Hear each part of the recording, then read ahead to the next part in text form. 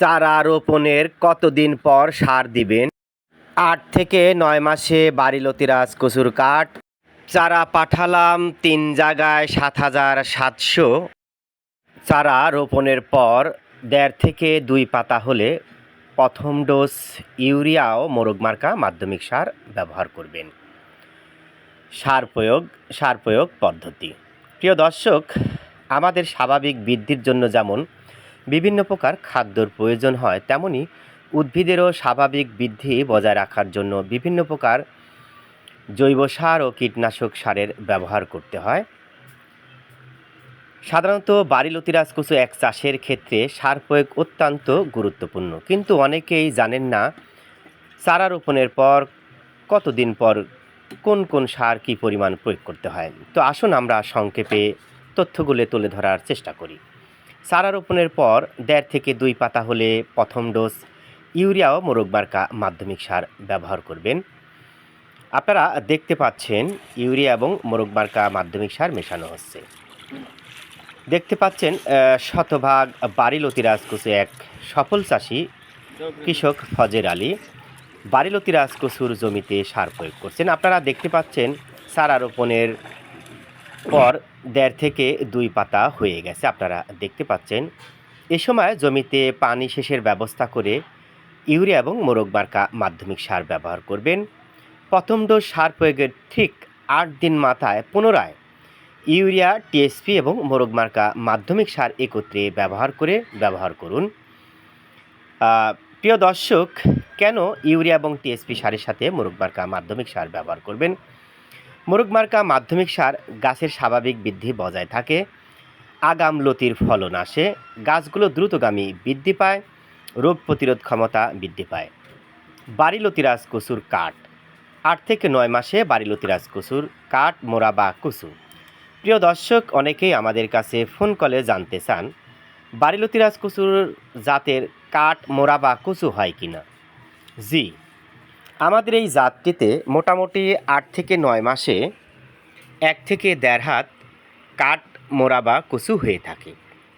আপনারা দেখতে পাচ্ছেন প্রতি পিস পাইকারি ২৫ থেকে ৩০ টাকা বিক্রি করা হয় এবং খুচরা মূল্যে মোটামুটি ৩০ থেকে ৪০ এমনকি ৫০ পর্যন্ত স্থানভেদে বিক্রি করা হয়। এই কাঠ চুলকানি মুক্ত, উৎকৃষ্ট মানের সবজি হিসেবে ব্যবহার করা হয়। আপনারা জানেন কচু শাক, পাতা, ডগা, ফুল, লতি এবং কচুতে প্রচুর পরিমাণে আয়রন রয়েছে। এজন্য কিন্তু সাধারণত বিভিন্ন সবজিতে কচুর ব্যবহার লক্ষণীয়।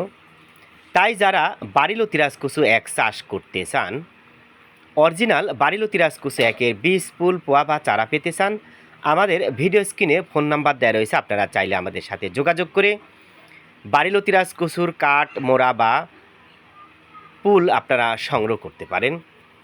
প্রিয় দর্শক, আপনি সারা বছর বাড়িলতিরাজ কচু একের জমিতে যে খরচ করেছেন, লতি বিক্রি শেষে তাই কাঠ বিক্রি করে অনায়াসে আপনার খরচ উত্তোলন করতে পারেন এবং লতিটা আপনার লভ্যাংশে থেকে যাবে। ভালো বীজ, ভালো ফসল। আপনারা জানেন কেবল সুস্থ সবল বীজ থেকে সুস্থ সবল ফসল আশা করা যায়। আমরা গোড়া কাটা মুক্ত চারা সরবরাহ করি এবং মধ্যম বয়সের চারাগুলো আমরা সরবরাহ করে থাকি। এই বয়সের চারাগুলো কখনোই গোড়া পচা রোগ দেখা দেয় না। আপনারা দেখতে পাচ্ছেন আমাদের বাড়িলতিরাজ কচুর কাঠে কোনো প্রকার গোড়া পচা লাগে নাই। কেন গোড়া পচা লাগে নাই? কারণ আমরা গোড়া কাটা মুক্ত চারা রোপণ করি না।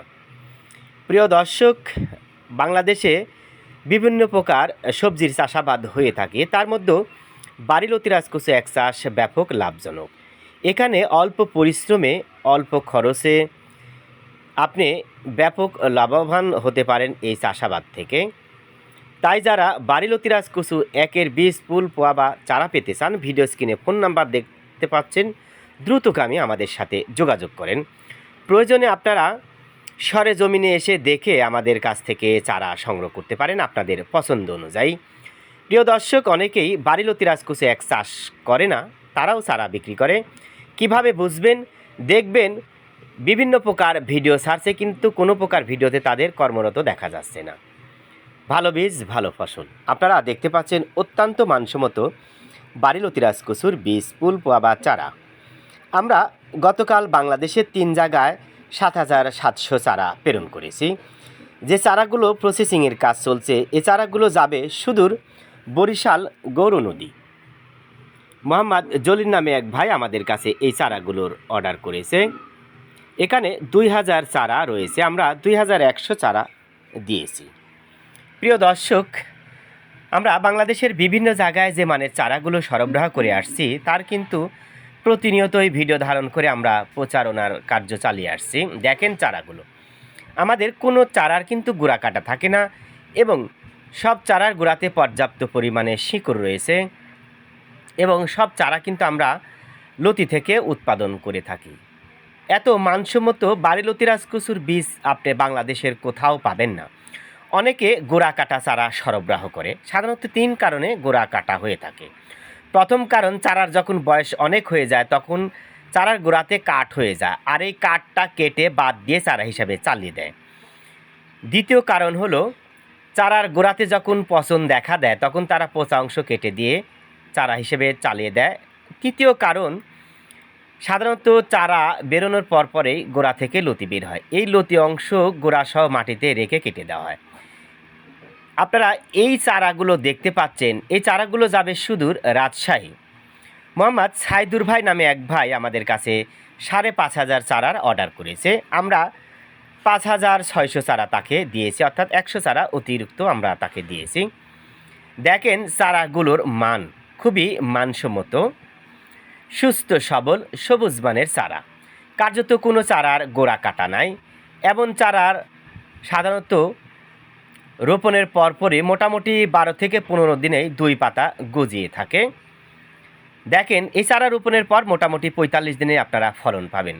খুবই মানসম্মত, কার্যত কোনো চারার গোড়া কাটা নেই। এই চারা রোপণের পর এই শিকড় থেকে খাদ্য গ্রহণ করে দ্রুতগামী পাতা গজাতে সহযোগিতা করবে। এই পর্যন্ত আপনারা মাটির মধ্যে প্রবেশ করে চারা রোপণ করবেন। প্রিয় দর্শক, এই চারাগুলো পাঠানো হয়েছে খুলনা ফুলতলা। মোহাম্মদ মাসুম নামে এক ভাই এই চারাগুলো নিয়েছে। এখানে 200 চারা রয়েছে, আমরা 210টা দিয়েছি।